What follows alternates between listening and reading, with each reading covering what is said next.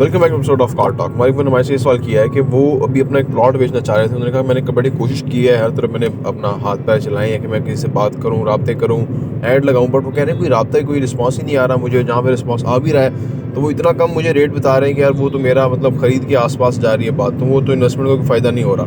तो इस सिचुएशन में क्या करना चाहिए, आइए बात करते हैं।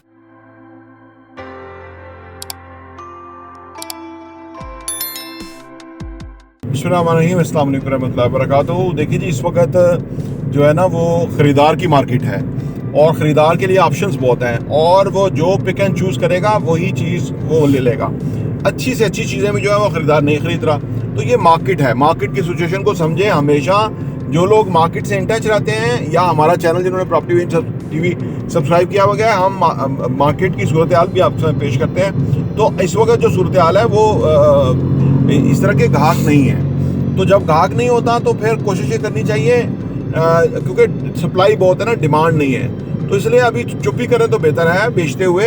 अगर आपका कहीं कोई काम हो सकता है तो वो कर लें, अगर अदरवाइज कोई हो ही नहीं सकता तो फिर तो आपको बेचना ही होगा और थोड़ी प्राइस को कम करके बेचना होगा। ख़ास तौर पे मैं उन चीज़ों की बात कर रहा हूँ जो कि प्लॉट्स हैं। बिल्डिंग वगैरह तो अभी भी अच्छी बिकेंगी, क्योंकि अभी हम पहले 7,500 पर स्क्वायर फीट पे अपार्टमेंट बेच रहे थे 3 साल पहले।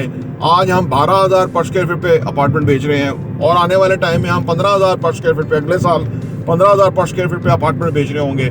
तो उनमें तो कोई प्रॉब्लम नहीं है। उनमें तो अगर आप बेचेंगे तो प्रॉफिट लेके आप आराम से बेच के फ़ायदा भी उठा सकते हैं और आपका पैसा भी इन कैश हो सकता है। इसी वजह से हम काम ही फिनिश प्रॉपर्टी में करते हैं, यानी प्लॉट्स में नहीं करते, अपार्टमेंट, शॉप्स, ऑफिसेज, और ये हम आपके सामने अपॉर्चुनिटीज़ लेके आते रहते हैं। तो जो फिनिश चीज़ है उसकी तो वैल्यू है, लेकिन जो रॉ प्लॉट है वो बहुत ज़्यादा है, अनलिमिटेड है, क्वांटिटी है, और वो फिर डिमांड सप्लाई के अंदर आके ना उसकी डिमांड नहीं बन रही। तो अगर आप अपने प्लॉट को बेचने के लिए बहुत कोशिश करेंगे एक्स्ट्रा ऑर्डिनरी, तो वो आप डेस्परेट सेलर बन जाएंगे। तो डेस्परेट सेलर जो होना कोई ज़्यादा अच्छा नहीं है, क्योंकि आपका प्रॉफिट कट होगा या आपका एक्चुअल अमाउंट गिरेगी, क्योंकि जब आप डेस्परेटली बेचने की कोशिश करेंगे। तो थोड़ा वेट करें, 3-4 महीनों में शायद हुकूमत कोई बन जाए, इलेक्शन कोई हो जाए, तो फिर कोई सिनेरियो बदल जाए। बड़ा मुश्किल लग रहा है, लेकिन ये शनीद है, क्योंकि इन्वेस्टमेंट का काम ये है। क्योंकि ऐसी सूरत हाल में ना, जब अभी जो खरीदेगा ना वो इन्वेस्टर खरीदेगा, तो इन्वेस्टर क्या करता है, तो वो मार्जिन ज़्यादा रखता है। वो एक रिस्क फैक्टर होता है ना, कि अगर मेरा पैसा आपका नहीं बिक रहा तो वो कहता है मेरा ना बिका, तो कम से कम इतनी कीमत मैंने ले आओ तो मुझे पता हो कि यार कीमत ही मैंने बहुत अच्छी ली हुई है, तो नहीं भी बिकाएगा तो मेरा पैसा इतनी अरसा पार्क रहेगा, तो उसका मुझे इतना फ़ायदा हो सकेगा। तो इसलिए वो इस चीज़ को देखता है। तो आप अपने पॉइंट ऑफ व्यू से देखें, अगर कोई मामला चलता है कहीं से तो ना बेचें, वेट करें 2-3 महीने और उसके बाद आप बेच सकते हैं, आपकी चीज़ है। और इन द मीन टाइम अगर कोई कस्टमर आ जाए उस तरह का, तो फिर आप उसको दे भी सकते हैं।